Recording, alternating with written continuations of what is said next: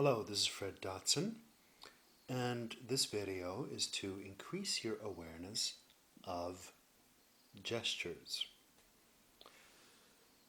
Most gestures are done unconsciously. Okay? People are not aware that they're doing the gestures, much less aware of other people's gestures. And that's why gestures provide you, as the attentive observer, extra insight into people's true intentions and people's subconscious feelings. It's as if their subconscious is communicating with you when they're using gestures. The exception is, of course, when somebody's consciously gesturing and you can't find out anything. Like I just did, you see? Can't find out anything. So, observing people's gestures helps you determine their true feelings because most gestures are done subconsciously. Their subconscious is talking to you. Okay? But when you do that, when you look at a person's gestures, not only at their face and not only listening to what they say, but if you look at their body, what their body's doing, okay, it might be reserved or determined or hesitant. And you can see all of that in their gestures. But when you do that, don't stare too much. Don't look too closely, because the moment a person notices that you're looking at their gestures, what do? Well, they get shy and they retreat. They stop doing those gestures, or they do others to appear, in order to appear in a certain way. You understand? They feel as if you're looking into the deepest parts of their soul, which you are. You're looking into their subconscious. Okay, so don't get caught noticing other people's gestures, is my tip. I often use gestures in my own work to either emphasize or de-emphasize certain ideas. Hand gestures are one of my magic wands of coaching. So, for example, when I ask somebody about their goal or their intention, I usually use this hand gesture. You often see me doing this. I'll say, so what's your intention? What's your goal? What's your intention? Sometimes I'll point. So what's your intention? Not directly at the person, but upwards. What's your intention? Okay? And both are symbols of firmness. Okay? They imply that the intention or goal is firmly decided. It's a cutting motion, as in decision. Okay? And thus, the other subconsciously feels my attitude toward intentions, my attitude toward goals. They have to be firm, they have to be a decision, or they have to go upwards, or take you upwards.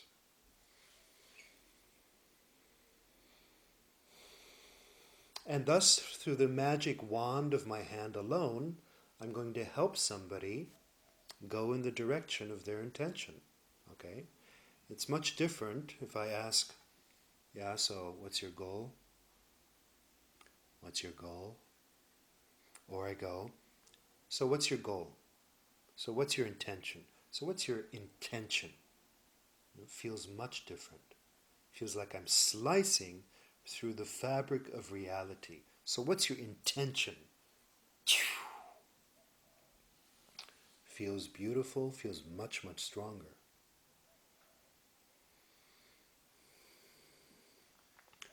When I want to de-emphasize something, such as the negative talk of another, or I want to relativize it, I use relativizing and questioning and dispersing gestures, such as this or this. Say, really? Is that so? Often combined with a shrug, Okay, it's a open, releasing, dispersing energy that assists whoever is telling me the negative story in releasing that energy. Yeah, or I might go like this or like this to kind of wipe the energy away. Really, is that so? And that's the opposite of the firmness, that I have with positive things, the decisiveness, the firmness. It's just the opposite. It's really, is that right? Is that true? When could you let go of that? Would you like to let go of that? So those are de-emphasizing gestures, and they'll assist people in releasing whatever you'd like them to release and whatever they'd like to release.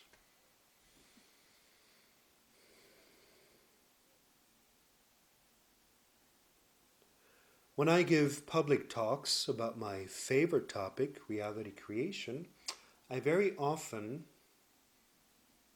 that was just a subconscious gesture, emphasizing the word often, I very often actually circle my hands like this. You often see me talking about reality creation, circling my hands like this. And why do I do that? I don't do these gestures consciously. They came to me subconsciously. So first I had certain ideas about what I teach, which is creating reality, manifesting new realities. And from these ideas, I had certain images of how energy works. And through these ideas translated into my body postures. Okay, they came up automatically. They were subconscious to begin with. So this one, it's the first time I actually examined it for this presentation. This one seems to imply that energy needs to spin and be repeated and circle and spin and spin and spin before it gains momentum. Okay, so it goes like this, and then, which is a very visual representation of how reality manifesting works.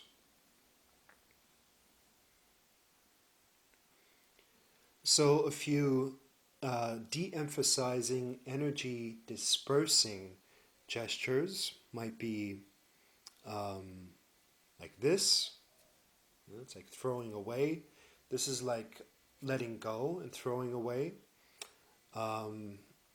De-emphasizing, dispersing might be like this or like this, an opening.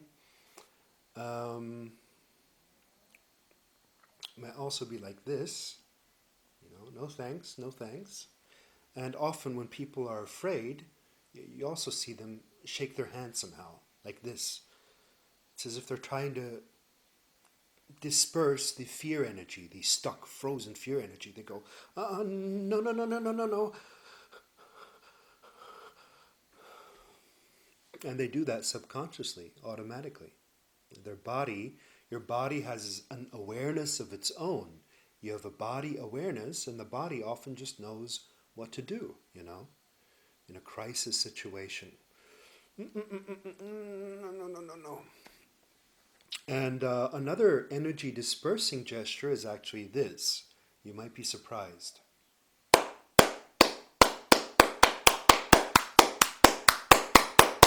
Clapping. That's why often in my seminars I say to people, don't clap yet. Okay, you can clap later before the coffee break or something, but not yet, because we're in a process right now, and I want to maintain the energy of that process. So clapping is meant to disperse and separate between one phase and another phase, one energy in reality and another energy in reality, and clapping completely disperses that. So if people clap, it's like they're interrupting a certain vibe I want to maintain.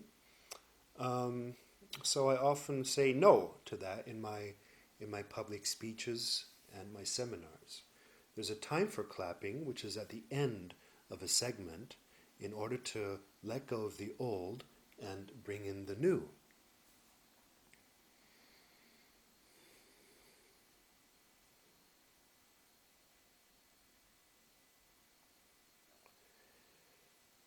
And these are a few energy strengthening, firming hand gestures. I already showed you this one, or this one, or this one. You know, when you're warning somebody, the body usually unconsciously goes like this because it's very important to them. In most cultures, this means very, very important. You better watch out, pay attention. Parents and their children often do this one. You better watch out. This one, the clenching of a fist, can either mean holding on to a burden or problem, or it can mean strength and going forward and courage and determination. Yes, or winning something. Raising your hands in the air like this. This is a strong one. Come to me. This. Okay, those are strengthening gestures. So there's focusing and there's defocusing gestures, essentially.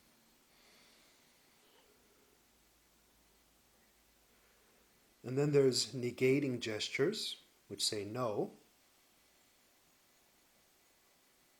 In most cultures, this is a negation, a gesture of negation. No, no.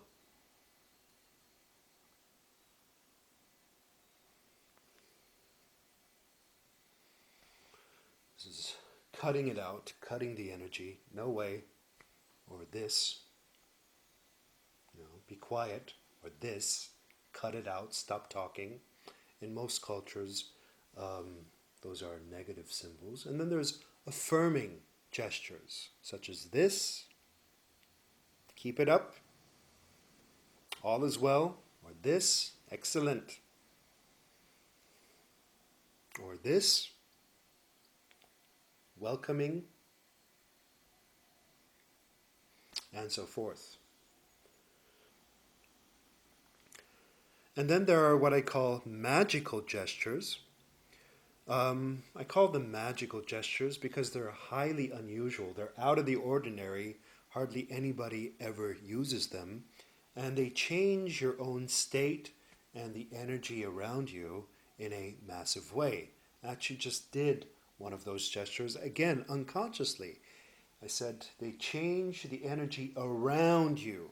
I often use this sweeping gesture when I say all of you or everybody or all the time. Okay, and I can use that positively or negatively. I have this problem all the time. Or I can say, you're going to be successful all the time. It's a very strong gesture, the sweeping gesture. And I often use it in my seminars, often unconsciously, but it's quite magical. It's quite unusual, and you probably wouldn't use it in a normal setting. Okay, I could use it as a public speaker without it getting noticed because I'm enthusiastic and I'm into it. But if I'm sitting at coffee with a couple of friends, I probably wouldn't go anything as dramatic as this. The big sweep, the big absolute generalization.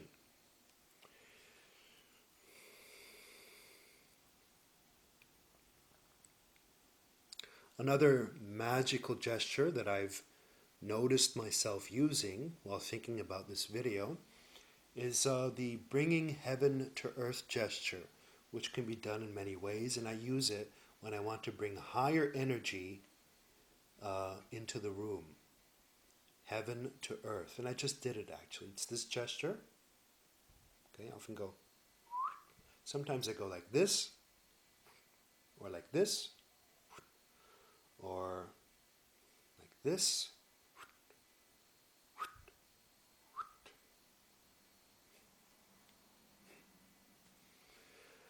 And that's a quite powerful changer of state, of my own state, you see. Not only of the state of others, but my own state. In fact, the more you repeat, again, this one, the more you repeat certain gestures with certain ideas, the more they serve as an anchor to recreate those states. So every time I do the heaven to earth gesture, I feel a subtle shift in my awareness, in my energy state.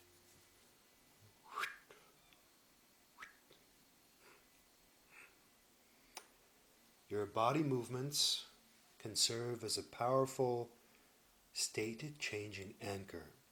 The more often you associate a certain movement to a certain idea. The problem is, of course, that many people have their negative states associated with certain body anchors. Okay, I know many people, every time they talk about their burden, they go like this. I have this burden in my life. And then 1 week later, I feel this burden, I feel this burden, I feel this burden. And then soon it just becomes automatic and they instantly can go back into their burdensome state. And if you're a coach, you should point that out. Okay, you should point right at those fists that they're clenching, they're holding onto, and you should ask them to go like this. Yeah? Enough of the burden. I open my hands and I throw it away. Yeah? Or you could even stop the hand if you know the person well, if you're familiar with them, so they start clenching their fists and you just slap their hands away. No more burden, stop it right now. And they'll be shocked, how dare you? But they'll realize what they've been doing automatically all the time, the same negative pattern all the time. Okay, so you want to utilize the power of gestures for positive states. You want to connect certain movements to certain states. What I often use is the finger snip. So when I want to get something done for myself, I've associated this to getting stuff done.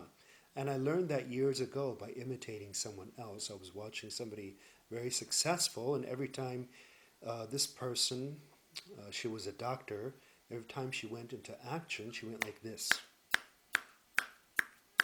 And I kind of took that from her. Okay, and every time I wanted to get something done, I would go, okay, let's get going, guys. Let's do it. Let's do this. Let's set it up. You can connect your finger snapping to something entirely different. You can connect it to a state of bliss, for example. And the way to do that is to visualize bliss and just keep snapping your finger while you do so.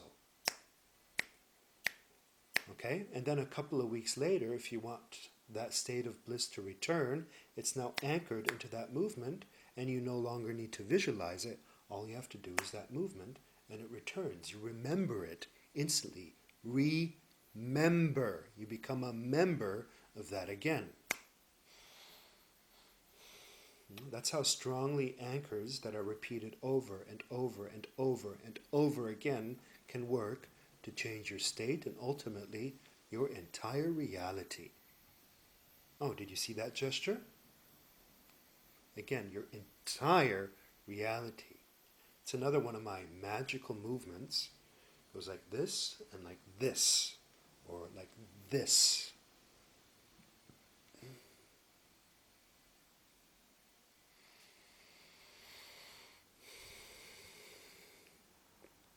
Of course, the Namaste gesture is also quite magical, at least in our culture, where it's not common. But I don't use it to greet people. I actually use it to center myself. So I might be having a very important conversation with someone, and I might subtly and gently go like this, or like this, or like this, just to center myself. Okay, if I'm in danger of losing my focus. Or like this.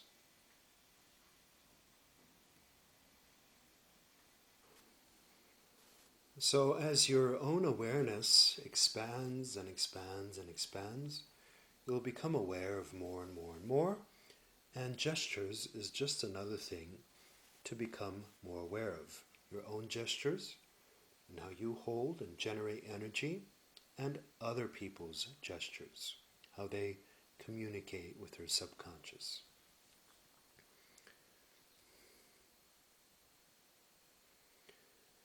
You might also become aware of how If you match another person's gestures or imitate their gestures, or if you go along with their gestures, so if you're in a discussion and you take on similar gestures to the other person in a subtle manner, not obviously, what happens is that they feel that you understand them more deeply. It's like you're synchronizing with them somehow. Whereas if you stay autonomous, and don't synchronize with their gestures, it's as if you're keeping your own energy and keeping your own autonomy. So, whereas your subconscious and your ideas and the beliefs you hold and the thoughts you hold and the intentions you hold influence your gestures also influence your subconscious. It's a two-way street. Okay, so let's say if you have insecurities, if you lack confidence, it's going to show in your gestures. And you can either change those insecurities within, or you can change them in changing how your body acts. Okay, you can reprogram your subconscious either mentally or with your body. Your body has a consciousness and awareness of its own.